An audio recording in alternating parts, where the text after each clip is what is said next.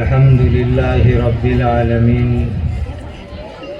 والصلاة والسلام على سيدنا ومولانا محمد وآله وصحبه أجمعين أما بعد فأعوذ بالله من الشيطان الرجيم بسم الله الرحمن الرحيم أم كنتم شهداء إذ حضر يعقوب الموت إذ قال لبنيه ما تعبدون من بعدي قالوا نعبد إلهك وإله آبائك إبراهيم وإسماعيل وإسحاق إلها واحدا ونحن له مسلمون صدق اللہ مولانا العظیم۔ آج یہ جمعہ کا دن ہے اور جمعہ کے دن جمعہ سے پہلے کا وقت ہے۔ ہم لوگ اس وقت پر صفا انگلش میڈیم اسکول کے اینیول فنکشن میں موجود ہے۔ اس وقت پر میں آپ حضرات سے کچھ ضروری باتیں شیئر کرنا چاہتا ہوں۔ میں نے یہاں پہنچ کر کے چھوٹے چھوٹے بچوں کا، بچیوں کا، اسٹوڈنٹس کا پروگرام سنا ہے۔ ماشاءاللہ انہوں نے بہت اچھا پروگرام ہمارے سامنے پرفارم کیا۔ یہاں چھوٹے چھوٹے بچوں نے انگلش کے اندر بھی اپنی باتیں رکھی ہیں۔ اس سے مجھے بھی ہمت ہوئی کہ میں بھی اپنی تقریر میں کچھ انگلش لفظ بول سکتا ہوں۔ اس کا جواز مجھے بھی مل گیا۔ تو ان اسٹوڈنٹس نے، بوائز نے، گرلس نے جو یہاں پروگرام پرفارم کیا وہ بہت ہی اچھا، ہمت سے بھرا ہوا پروگرام تھا۔ میں اسکول مینجمنٹ کو، یہاں کے اسٹاف کو مبارکباد دیتا ہوں کہ ان کے ٹیچرز نے ان کے اوپر جو محنت کی ہے وہ بہت اچھی محنت کی ہے۔ اس پروگرام سے یہ اندازہ ہوا اللہ تعالیٰ اس کو خوب جو ہے ترقی عطا فرماوے، پرگتی دے اور اس کام کو اللہ تعالیٰ خوب آگے بڑھاوے۔ میں بہت کھل کر کے آج کچھ باتیں آپ سے شیئر کروں گا۔ آج کے حالات میں اسلامک ماحول میں مسلم مینجمنٹ کے ذریعے سے school, high school, college, university یہ سب قائم کرنے کی بہت سخت ضرورت ہے۔ آج ایجوکیشن کو، تعلیم کو، شکشن کو شرک اور کفر کو پھیلانے کا ذریعہ بنا لیا گیا ہے۔ آج اسکول کے ذریعے، کالجوں کے ذریعے، سلیبس کے ذریعے، کورس کے ذریعے اور میڈیا کے ذریعے ایمان کو برباد کرنے والی کیریکٹر کو ختم کرنے والی جتنی بھی کوشش ٹرائل ہو رہی ہے، ان سب کو دیکھتے ہوئے میں آج کے حالات میں یہ کہوں گا کہ مسلمان جس طرح قرآن کے مکاتب قائم کرے، اس طرح اسلامی ماحول کی اسکول بھی قائم کرے۔ جس طرح مسلمان دارالعلوم، جامعات، دینی ادارے قائم کرے، بالکل اسی طریقے سے آج اسلامی ماحول کی مسلم مینجمنٹ کے ذریعے سے کالج، ہائی اسکول، یونیورسٹیاں قائم کرنے کی بھی بہت سخت ضرورت ہے۔ اس کا ریزن میں آپ کو بتاؤں، وجہ بتلاؤں۔ ہماری اولاد، ہماری نسلیں، ہماری نیکسٹ جنریشن، فیوچر جنریشن، ہماری آنے والی اولاد اور نسلوں کا ایمان بچانا ہے، اسلام بچانا ہے، دین بچانا ہے، اخلاق بچانے ہیں، تو ہمیں اب فیصلہ کرنا ہوگا اور عملاً بھی پریکٹیکلی بھی کرنا ہوگا کہ ہم اچھی اسکولیں، کالج، ہائی اسکول، یونیورسٹیاں قائم کریں۔ دینی بھائیوں، اس ملک کے، بھارت کے ایک بہت بڑے عالم دین جن کو پوری دنیا مانتی تھی اور جن کی کتابوں سے، جن کی تقریروں سے دنیا نے فائدہ اٹھایا، حضرت مولانا سید ابو الحسن علی میاں ندوی رحمۃ اللہ علیہ۔ ایک مرتبہ حضرت زندگی کے آخری دنوں میں بیمار تھے، لکھنؤ کے ہاسپٹلوں میں ایڈمٹ تھے۔ اس وقت بھارت کے وڑا پردھان اٹل بہاری جی واجپئی خود ہاسپٹل میں مولانا کی خبر لینے کے لیے گئے تھے۔ اس سے اندازہ لگا کہ مولانا علی میاں صاحب رحمۃ اللہ علیہ کا کتنا بڑا مقام ہوگا کہ بھارت کے بڑا پردھان خود ہاسپٹل میں ان کی خبر لینے کے لیے جاوے۔ کیونکہ مسلمان ہی خود اپنے بزرگوں کو جانتے نہیں ہیں، اسی لیے مجھے یہ ریفرنس دینا پڑا۔ اس سے اندازہ لگاؤ مولانا کتنے بڑے آدمی ہوں گے۔ ایک موقع پر حضرت مولانا علی میاں صاحب رحمۃ اللہ علیہ نے جو بات فرمائی تھی، وہ بات میں اپنے الفاظ میں آپ کو سناتا ہوں۔ حضرت فرمانے لگے تھے کہ نئی جنریشن، مسلمانوں کی آنے والی نسل، آنے والی پیڑھیوں کے سامنے جو فکری ارتداد آ رہا ہے، یہ فکری ارتداد اردو لفظ ہے، اس کو ہم گجراتی میں کہتے ہیں ویچارک ارتداد، سوچ اور فکر کے اندر مرتد ہو جانا۔ کہ یہ مسلمانوں میں جو فکری ارتداد آ رہا ہے کہ سوچ میں، وچار میں، فکروں میں وہ مرتد ہو رہے ہیں، وہ بڑا خطرناک ارتداد ہے، بڑا خطرناک ارتداد ہے۔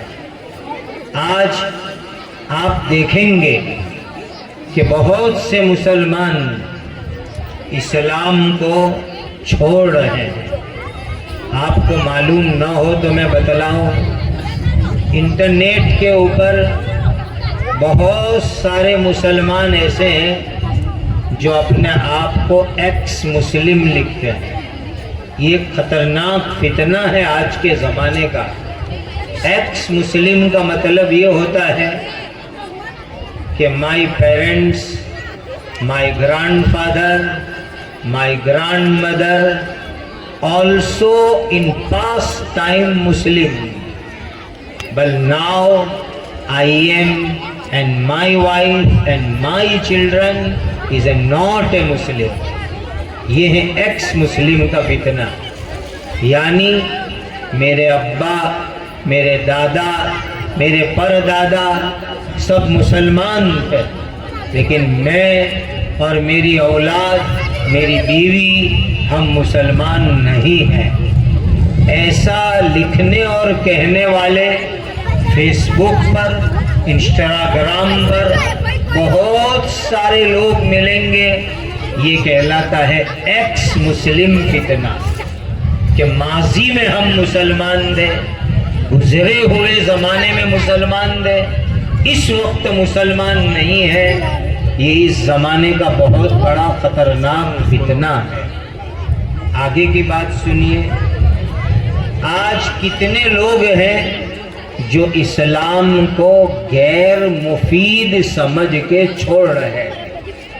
غیر مفید کو گجراتی میں کہیں گے بن اپیوگی، کہ جو کام کا مذہب نہ ہوئے، جس میں کوئی فائدہ نہ ہوئے، ایسا سمجھ کر کے اسلام کو چھوڑنے والے کی بہت بڑی تعداد ہے، نعوذ باللہ، اس وقت کے اوپر۔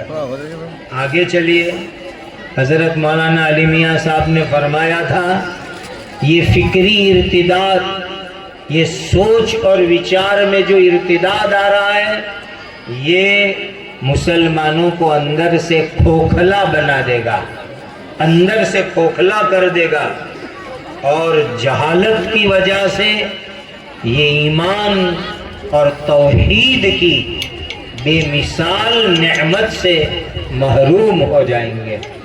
یہ حضرت مولانا نے ارشاد فرمایا تھا۔ بہت کھل کر کے میں آج آپ سے کچھ باتیں کہہ رہا ہوں۔ ہم کیا سمجھتے ہیں کہ مسلمان مرتد ہو گیا؟ مرتد کس کو کہتے ہیں؟ کہ ایک مسلمان کرسچن بن گیا، ایک مسلمان جوئس یہودی بن گیا، ایک مسلمان بت پرستی کرنے لگ گیا، مورتی پوجا کرنے لگ گیا، اس کو ہم مرتد سمجھتے ہیں؟ یقیناً یہ ارتداد ہے، اور اللہ ایسے ارتداد سے ہماری اور نسلوں کی حفاظت فرمائے۔ لیکن ایک قدم آگے بڑھ کے آج میں آپ کو کہتا ہوں، ارتداد کی کچھ اور شکلیں بھی ہیں، ارتداد کی اور صورتیں بھی ہیں، وہ بھی دھیان سے سنیے۔ ارتداد اور مرتد ہونے کی ایک شکل یہ ہے کہ جو آدمی اللہ تعالیٰ کو عبادت کے لائق نہ سمجھے، ایک اللہ کو عبادت کے لائق نہ سمجھے۔ آج کتنے مسلمان ہیں وہ کیا کہتے ہیں؟ یہ بھی صحیح، یہ بھی صحیح، یہ بھی صحیح، یہ بھی صحیح، سب صحیح۔ تو ایک اللہ ہی کی ذات کو عبادت کے لیے ماننا، یہ ہمارا عقیدہ ہے۔ لیکن اگر سب کو مانتا ہے، سب کو صحیح سمجھتا ہے، تو یہ بھی ایک ارتداد کی شکل ہے جو آج بہت سے مسلمانوں میں پائی جا رہی ہے۔ دوسری شکل، اللہ کے حکموں کو نہ ماننا، شریعت کے احکام کا انکار کرنا، چاہے وہ نماز پڑھے، جمعہ پڑھے، قرآن پڑھے، تسبیح پڑھے، لیکن اسلام کے احکام کا انکار کرتا ہو، یہ بھی مرتد ہو جانے کی ایک شکل ہے۔ آج کتنے مسلمان ہیں جو یوں کہتے ہیں کہ بیاج، انٹریسٹ والی لون، یہ ناجائز ہونا ہم نہیں مانتے، اس کا حرام ہونا ہم نہیں مانتے، اس کا گناہ ہونا ہم نہیں مانتے۔ ایسا کہنے والے آج کتنے مسلمان ہیں؟ تو یہ بھی ارتداد کی ایک شکل ہے کہ اسلامی احکام کو نہ ماننا، اسلامی احکام کا انکار کرنا۔ تیسری شکل، قرآن مجید کی مذاق، قرآن میں آئی ہوئی باتوں کی مذاق، اللہ کے آخری نبی حضرت محمد مصطفیٰ صلی اللہ علیہ وسلم کی سنتوں کی مذاق، نبی جی کی مذاق آج کتنے مسلمانوں کے اندر ہے۔ تو یہ بھی ارتداد کی ایک شکل ہے اور آگے دھیان سے سنیے، میں اس لیے یہ سب شکل بتلا رہا ہوں کہ اگر اس میں سے کوئی برائی ہمارے اندر ہے، آج ہی توبہ کرو، اس کو اپنی زندگی سے نکالو، تو ہی ہمارا ایمان کامل ہو سکتا ہے۔ قرآن میں ایک جگہ پر اللہ نے فرمایا الذین آمنوا ولم يلبسوا ایمانہم بظلم اولئک لہم الامن وہم مہتدون۔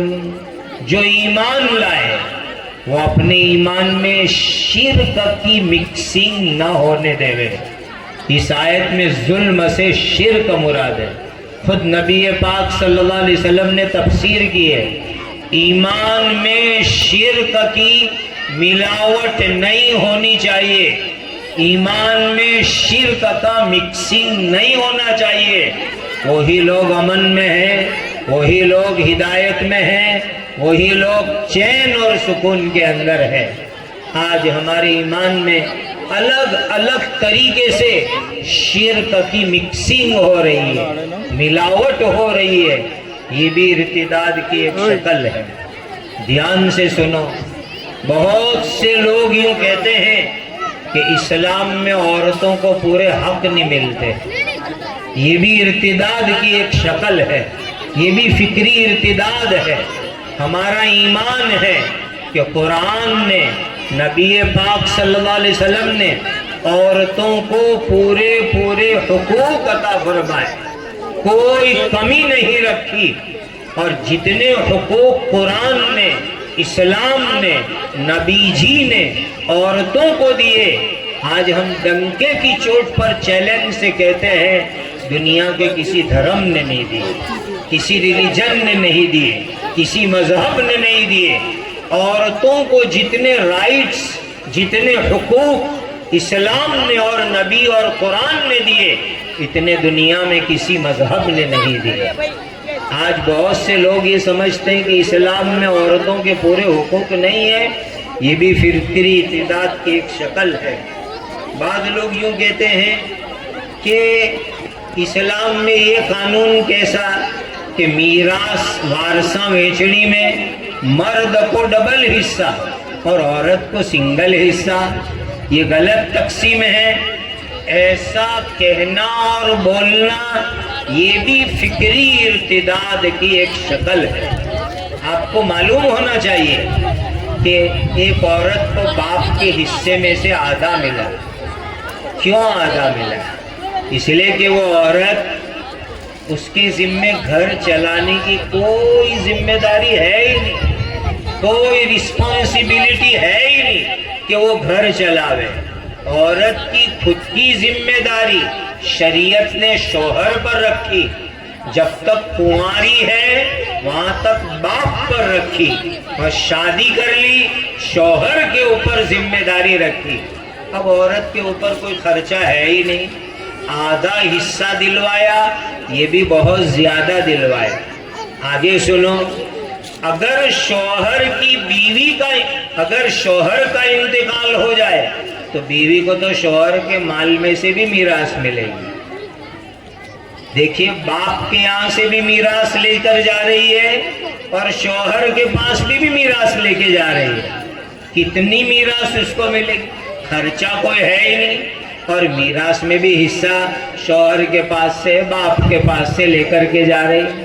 چلو آگے، بیٹے کا انتقال ہو گیا تو ماں ہونے کے ناطے بیٹے کے مال میں سے بھی ماں کو حق ملے گا، کتنا حصہ ہو لے گا؟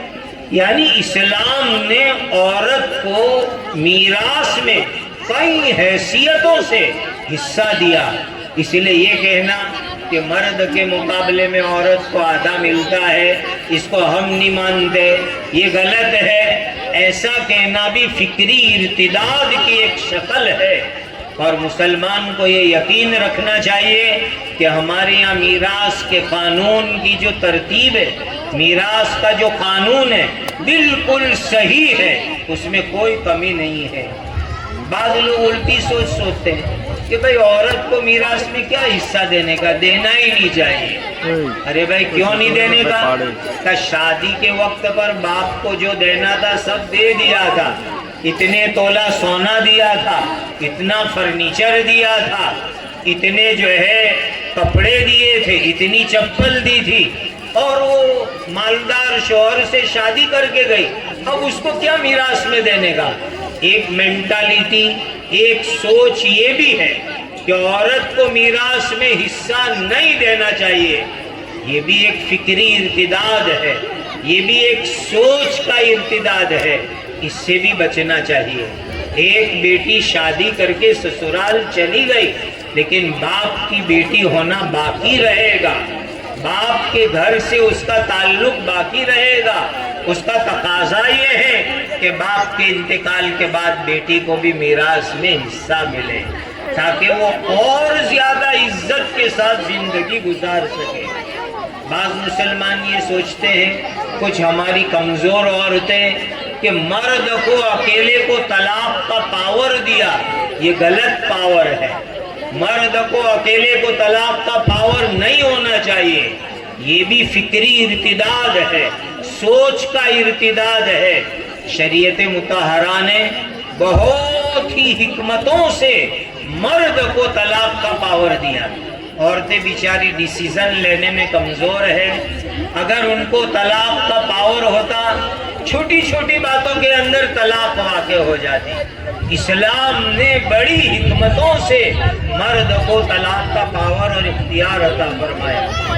بعض لوگ 4 شادی کرنے کو غلط سمجھتے ہیں، کہ یہ کیسا کہ ایک مرد 4 شادی کرے، اور یہ غلط چیز ہے، یہ بھی فکری ارتداد کی ایک شکل ہے۔ بہت ساری حکمتیں ہیں ایک مرد کے لیے 4 نکاح کی۔ آج جب بیوائیں دنیا میں زیادہ ہو رہی ہے، بیواؤں کی کوئی خبر لینے والا نہیں ہے، بیوائیں بیچاری اپنی ضروریات پوری کرنے کے لیے بعض زنا تک مجبور ہوتی ہے، ایسے حالات میں سمجھ میں آتا ہے کہ اسلام نے ایک مرد کو جو 4 عورتوں کی اجازت دی، یہ کتنی بڑی حکمت اور مصلحت کی بات ہے۔ میرے اور آپ کے پیارے آقا، اللہ کے آخری نبی حضرت محمد مصطفیٰ صلی اللہ علیہ وسلم نے جتنی عورتوں سے شادی کی سب بیوہ تھی۔ کسی کا شوہر انتقال کر گیا، کسی کو شوہر نے طلاق دے دی، بعض عورتوں تو 2 گھر میں بیوہ ہوئی تھی، ایک جگہ بیوہ ہوئی، دوسری شادی کی وہاں بھی بیوہ ہوئی، ڈبل بیواؤں کو اللہ کے نبی نے اپنی پاک بیوی بنا کر کے ان کو عزت عطا فرمائی۔ تو یہ بھی اسلام کا بڑا حکمت بھرا قانون ہے، لیکن لوگ اس کو غلط سمجھتے ہیں، اس پر کامنٹ کرتے ہیں، یہ بھی ایک فکری ارتداد ہے، اس سے بھی ہمیں بچنے کی بہت ضرورت ہے۔ بعض لوگ کہتے ہیں کہ یہ روزہ رکھنے کی کیا ضرورت ہے، ڈائٹنگ کر لو کافی ہے۔ بعض لوگ نماز کو تھکنا سمجھتے ہیں کہ نماز یعنی صرف تھکنے کا، روزہ یعنی صرف بھوکے مرنے کا۔ جو لوگ ایسا بولتے ہیں کہ روزے کا میننگ اللہ ہم کو بھوکا مار رہے ہیں، نماز کا میننگ اللہ ہم کو تھکوا رہے ہیں، یہ بھی فکری ارتداد ہے، اس سے بھی اپنے آپ کو بہت بچانا ضروری ہے۔ نماز اور روزے کے بے شمار فائدے ہیں۔ بعض لوگ صحابہ کرام پر اٹیک کرتے ہیں، خصوصاً حضرت ابوبکر، حضرت عمر، حضرت عثمان رضی اللہ عنہم پر اٹیک کرتے ہیں، حضور کی پاک بیویوں پر اٹیک کرتے ہیں۔ تو یہ صحابہ پر اٹیک کرنا یہ بھی ایک فکری ارتداد ہے، اور یہ بھی ایک خطرناک شکل ہے۔ اسی لیے اپنے آپ کے لیے یہ ضروری سمجھو کہ صحابہ کی محبت ہمارے دل میں ہو، صحابہ کی عظمت ہمارے دل کے اندر ہو۔ اور بہت سارے لوگ اسلام کے اندر جو کرائم سے ہاتھ کاٹنا، رجم کرنا، کوڑے مارنا، ان سزاؤں کو خطرناک سمجھتے ہیں، یہ ظالمانہ سزا ہے، یہ بھی ارتداد کی ایک شکل ہے۔ اگر اسلامی سزائیں حقیقت کے اندر نافذ ہو جائے تو جتنے کرائمز ہے وہ کرائم انشاءاللہ کم سے کم ہو جائیں گے، اس کا ریٹ اور ریشیو منیمم ہو جائے گا۔ اس لیے اسلامی سزاؤں کو حق سمجھو، صحیح سمجھو، اس کے بہت سارے فوائد ہیں۔ تو میرے دینی بھائیوں، ایمان والے بھائیوں، اس وقت پر جو فکری ارتداد آ رہا ہے، سوچ اور وچار کا ارتداد آ رہا ہے، یہ بڑا خطرناک ہے، اور اس ارتداد کو روکنے کے لیے ایک تدبیر، ایک شکل، یہ اسلامی ماحول کا اسکول ہے۔ اسلامی ماحول کی school, high school, college, university, بالواڑی، یہ ایک بہت اچھی شکل ہے کہ مسلمان مینجمنٹ اسلامی ماحول کے اندر ایسی اسکولیں چلائیں گے تو انشاءاللہ مسلمانوں کی موجودہ اور آنے والی نسل ارتداد سے سلامت رہے گی، ایسی اللہ تعالیٰ سے بہت بڑی امید ہے۔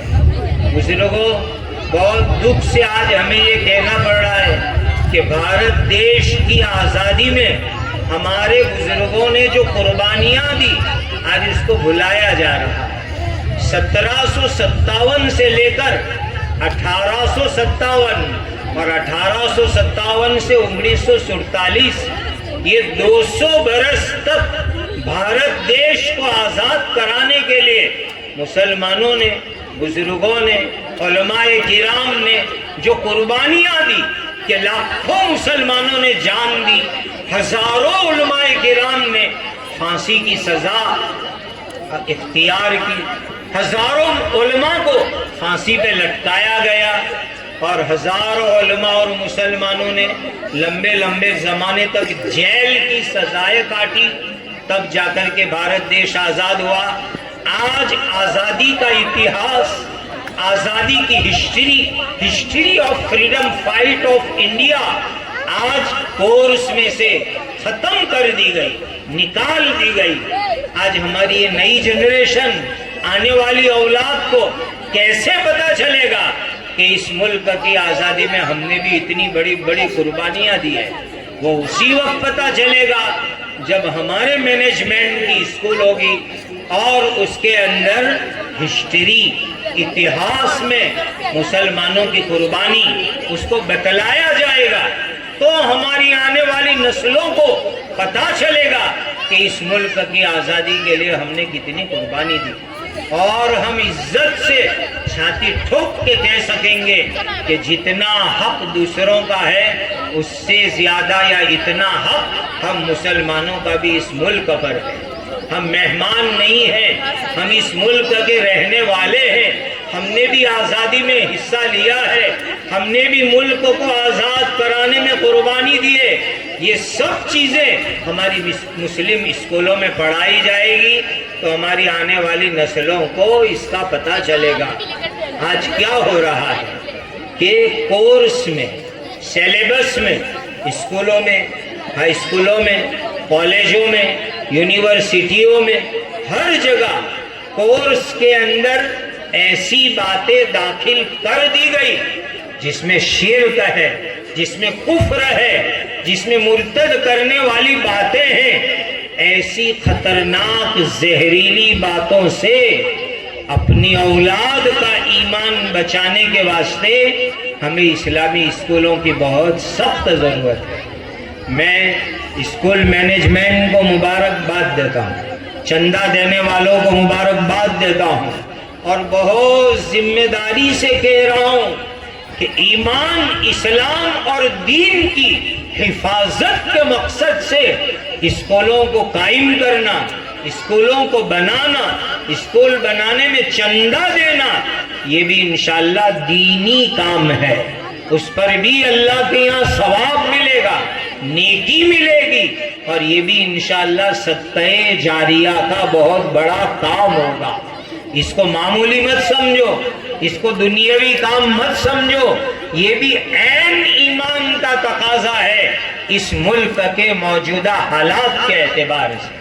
اور ساتھ میں اسکول چلانے والے ذمہ داروں کو، مینجمنٹ کو یہ درخواست ہے اور اسکول کے اسٹاف سے بھی درخواست ہے کہ ہماری اسکولوں میں ایک کمیٹی ہونی چاہیے جس کے اندر ماسٹر ٹیچرز بھی ہو اور ساتھ ساتھ میں ایک ایکسپرٹ مفتی صاحب کو بھی اس کمیٹی میں لیا جائے، اور پورے سیلیبس میں، پورے کورس کے اندر جتنی بھی باتیں ہمارے عقیدے کو برباد کرنے والی، ہمارے اخلاق کو خراب کرنے والی آوے، اسلام پر اعتراض آوے، تو اس کا مثبت انداز کے اندر ذہن سازی کرنا، اس کو صحیح بچوں کو بتلانا، اس کا بھی پروگرام اسکولوں میں ہونا چاہیے۔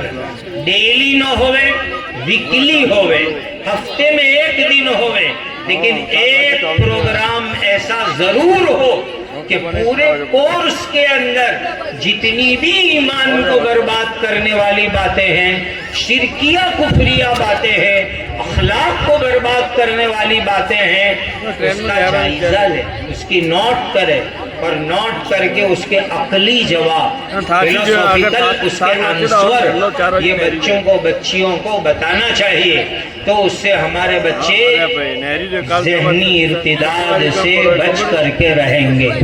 مسلمانوں، پھر سے اپیل کرتا ہوں کہ جس طرح ہمارے باپ داداؤں نے محنت کر کے گاؤں گاؤں مکتب قائم کر دیے، مدرسے قائم کر دیے، آج کے زمانے کی پکار یہ ہے کہ مکتب کو ڈیولپ کرو، ترقی دو، وہاں کا تعلیم تربیت کا معیار شاندار بناؤ، اور اس کے ساتھ ساتھ ہر بستی میں یا ہر دو چار چھوٹی چھوٹی بستی کے سینٹر جگہ پر اسلامی اسکول ہو، اسلامی ماحول کی اسکول ہو، اور اس کے اندر جو ہے مسلمانوں کو اسلام کی باتوں سے واقف کرائیں اور غلط باتوں سے بچانے کی محنت کی جائے۔ یہ آج کے زمانے کی بہت سخت ضرورت ہے۔ ماشاءاللہ یہاں پر یہ کام ہو رہا ہے، بہت مبارکباد، اور آئندہ آپ لوگ سب جگہ اس کو مومنٹ بناؤ، چڑوڑ بناؤ، تحریک بناؤ کہ اس طرح کے دینی ماحول کے اندر مسلم مینجمنٹ، اسلامی ماحول میں صحیح اسکولیں، ہائی اسکول، کالج، یونیورسٹیاں سب جگہ کے اوپر قائم ہو۔ ہم دیکھنا چاہتے ہیں کہ مسلمان بچے ڈاکٹر بنے، انجینئر بنے، آرکیٹیکٹ بنے، سائنٹسٹ بنے، اپنے زمانے کے عبدالکلام بنے، اور جو ہے اسلام، مسلمان اور ملک کا نام روشن کرے، ملک کی ترقی اور پرگتی میں فکر کرے۔ اس کی آج کے حالات میں بہت ضرورت ہے۔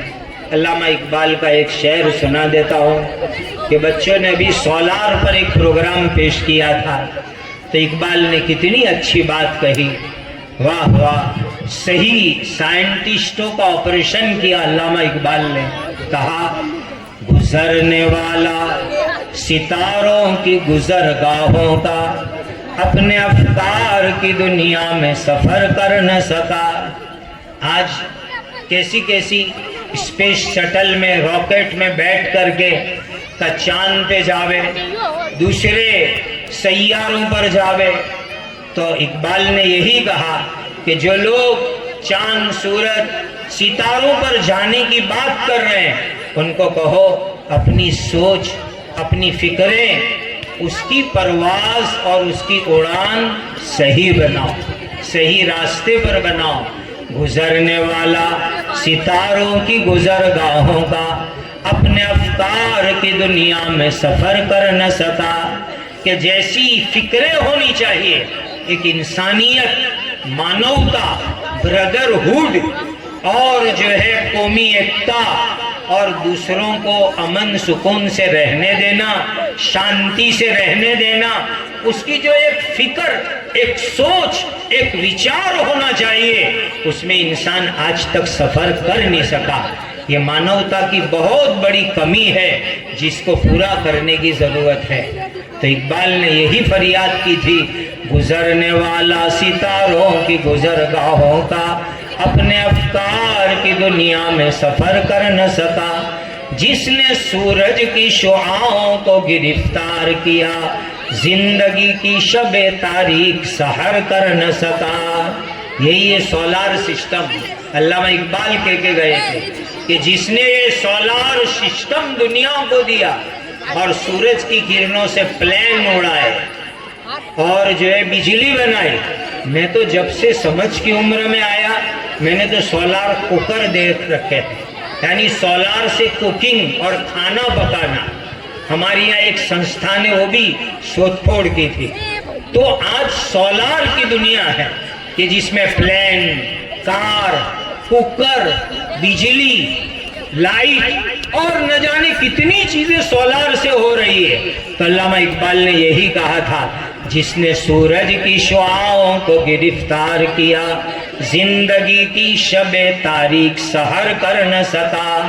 یعنی رات کی اندھیری جیسی گندی زندگی، اس کو اچھے اخلاق اور دینداری کی صبح اور اجالا نہیں دے سکا یہ انسان۔ اپنی حکمت کی خموں پیچ میں الجھا ایسا کہ آج تک فیصلے نفع و ضرر کر نہ سکا۔ کہ حکمت، سائنس، ٹیکنالوجی اس میں اتنا پھنسا کہ میرے لیے فائدہ کیا ہے، نقصان کیا ہے، وہ آج تک یہ انسان دنیا میں فیصلہ نہیں کر سکا۔ اگر ہم اسلامی ماحول میں، دینی ماحول میں اور اسلام کی مبارک تعلیم کے ساتھ یہ سائنس، ٹیکنالوجی، جغرافیہ، میتھمیٹکس، یہ ساری چیزوں کا علم دیں گے تو انشاءاللہ العزیز ہماری آنے والی نسلیں ایمان پر ہوگی، اسلام پر ہوگی، عالم بنیں گے، حافظ بنیں گے، ساتھ میں ڈاکٹر، سائنٹسٹ، آرکیٹیکٹ اور انجینئر بھی بنیں گے۔ آج بہت ضرورت ہے ہمارے ملک میں ایسے سلسلے قائم کیے جائیں۔ ہمارے دیش کے ایکس راشٹرپتی، فادر آف دا نیشن، ان کی ایک دو بات سنا کر کے میں اپنی بات مکمل کرتا ہوں۔ راشٹرپتی عبدالکلام ایک مرتبہ پٹنہ گئے، پھلواری شریف میں خانقاہ میں پہنچے، خانقاہ رحمانیہ منگیر گئے تو وہاں مدرسے کے اندر، وہاں مدرسہ بھی ہے، خانقاہ بھی ہے، تو وہاں مدرسے کے بچوں کو جمع کیا اور راشٹرپتی کو کہا کہ طلبہ کے سامنے بیان کرو۔ اب آپ سوچو کیسا موقع ہوگا، میزائل مین اور سائنٹسٹ، وگنانک عبدالکلام راشٹرپتی مدرسے کے طلبہ کے سامنے بیان کرنے کھڑے ہوئے تو وہ پوری رپورٹ نیوز میں چھپی تھی۔ راشٹرپتی نے، father of the nation, president of the nation نے راشٹرپتی جی نے کھڑے ہو کر کے کہا کہ میں الحمد شریف پڑھ کے سناتا ہوں، تم سنو میری الحمد کی تلاوت صحیح ہے کہ نہیں۔ پھر انہوں نے الحمد شریف کا اردو میں ٹرانسلیشن کیا اور مدرسے کے اسٹوڈنٹ اور عالموں کو پوچھا، اب تمہارا جواب مجھے چاہیے کہ میں نے الحمد صحیح پڑھی یا غلط پڑھی، میں نے الحمد شریف کا ٹرانسلیشن، ترجمہ صحیح کیا کہ غلط کیا۔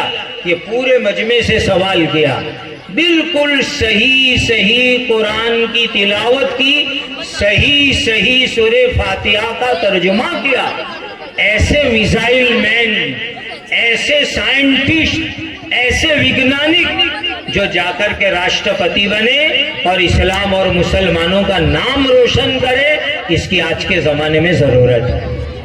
وہ ہمارے یہاں سورت یونیورسٹی میں پدوی دان سمارمبھ میں آئے تھے، جب ڈگری دی جاتی ہے اس میں، تو اس وقت سورت ایئرپورٹ ابھی بنا نہیں تھا، تو وہ دمن ایئرپورٹ پر اترے تھے اور وہاں سے سورت آئے تھے پروگرام میں۔ آنکھ سے دیکھنے والوں نے کہا کہ جب وہ پروگرام پورا کر کے شام کو ریٹرن دمن گئے تو روڈ پر وہاں ایک دو مسجد ہے، جھانپا بار ایک اسٹریٹ ہے وہاں دمن میں، وہاں کی مسجد بالکل روڈ پر ہے۔ جب مسجد کے پاس سے ان کی کار گزر رہی تھی، آگے پیچھے کتنی سیکیورٹی اور گارڈ اور پولیس کی گاڑی، راشٹرپتی جی نے کانچ تھوڑا نیچے اتارا اور گاڑی سلو کروائی، گھڑی دیکھی اور مسجد کی طرف کان لگائے۔ جب سنا کہ مسجد میں اذان شروع ہوئی تو اپنے کوٹ میں سے کھجور نکال کر کے منہ میں رکھ کر افطار کی۔ ایسے باروزہ رہنے والے اور روزے کے ساتھ دیش کے بڑے بڑے پروگرام میں گائیڈ کرنے والے ایسے دیندار مسلمان سائنٹسٹ، میزائل مین، راشٹرپتی کی ہمیں ضرورت ہے۔ یہ کب ہوگا؟ جب ہمارے یہاں ماشاءاللہ ایسی اسلامی ماحول کی اسکول، یونیورسٹی، کالجیں بنے گی، تب جا کر کے ایسے پروگرام کامیاب ہوں گے۔ میں بہت مبارکباد دیتا ہوں اور جو ہے مسلمانوں سے اپیل کرتا ہوں کہ اپنے بچوں کو حافظ ہونے کے ساتھ ساتھ، عالم ہونے کے ساتھ ساتھ اچھے سائنٹسٹ بناؤ اور اچھے ڈاکٹر بناؤ، اسلامی ماحول کے اندر ان کو اچھی اچھی ڈگریاں دلواؤ تاکہ ملک کی، دیش کی، ملت کی، اسلام کی خدمت کرے، نام روشن کرے اور اسلام کی صحیح تعلیم دنیا کو پہنچائے۔ اس کی آج کے زمانے میں بہت ضرورت ہے۔ مسلمانوں ایسے کاموں میں مدد کرو۔ اور اخیر میں ایک دعا آپ کو بتلاتے چلو۔ اس وقت ارتداد کا ماحول ہے، عملی ارتداد، فکری ارتداد، ذہنی ارتداد، قسم قسم کا ارتداد ہے۔ ہم محنت بھی کریں گے، کوشش بھی کریں گے، لیکن اللہ سے دعا بھی مانگیں گے۔ قرآن میں آئی ہوئی ایک دعا میں آپ کو بتلاتا ہوں، مرد بھی، ہماری دینی بہنیں بھی اس طرح کی دعا مانگو۔ اور یہ قرآن میں آئی ہوئی دعا نماز میں بھی مانگ سکتے ہیں۔ قاعدہ اخیرہ میں التحیات اور درود کے بعد ایسی دعا مانگنا جائز ہے۔ ایسی دعا مانگو۔ آج کے حالات میں کم از کم ایک دو نماز میں یہ دعا مانگو، ربنا لا تزغ قلوبنا بعد اذ ہدیتنا وہب لنا من لدنک رحمہ انک انت الوہاب۔ یہ آیت جمع کے صیغے کے ساتھ آئی ہے، یعنی بہو وچن ہے، اس لیے اپنی نیت، اپنی فیملی کی نیت، اپنی قیامت تک آنے والی اولاد، نسلوں اور پیڑھیوں کی نیت کرو اور یہ دعا اللہ سے مانگو، روزانہ مانگو۔ ربنا، اے ہمارے رب، لا تزغ قلوبنا، ہمارے دلوں کو ایمان سے ہٹا مت دینا، ایمان سے پھرا مت دینا، بعد اذ ہدیتنا، ہم کو ایمان کی ہدایت مل گئی، اب ہمارے دلوں کو ایمان سے ہٹا مت دینا، وہب لنا من لدنک رحمہ، اور اپنی رحمت ہمیں عطا فرماؤ کہ ہم پکے مسلمان بن کے رہے، پکے ایمان پر رہے۔ ایسی دعا اللہ سے مانگا کرو۔ پھر سے یہ دعا سنو اور یاد کر کے مانگو، ربنا لا تزغ قلوبنا بعد اذ ہدیتنا وہب لنا من لدنک رحمہ انک انت الوہاب۔ یہ قرآنی دعا ہے، جو مسلمان یقین سے مانگے گا اللہ اس کو، اس کی فیملی کو، اس کی نسلوں کو مرتد ہونے سے بچا لیں گے اور ایمان اسلام پر قائم رکھیں گے۔ اللہ سبحانہ و تعالی ہم سب کی حاضری کو، یہاں جمع ہونے کو، کہنے سننے کو، آج کے پروگرام کو، اس اسکول کو بے انتہا قبول فرماوے، خوب ترقیات سے مالا مال فرماوے اور ایسے اچھے اچھے کام دوسری جگہوں پر بھی جاری ہو، قائم ہو، اور یہ بھی اتنا آگے بڑھے کہ ایک شاندار کالج اللہ کرے کے بن جاوے، شاندار اسلامی ماحول کی یونیورسٹی اللہ بنا دے وے۔ ایسی ہم مبارک دعائیں کرتے ہیں۔ وآخر دعوانا الحمدللہ رب العالمین۔ دعا کر لیجئے، الحمدللہ رب العالمین۔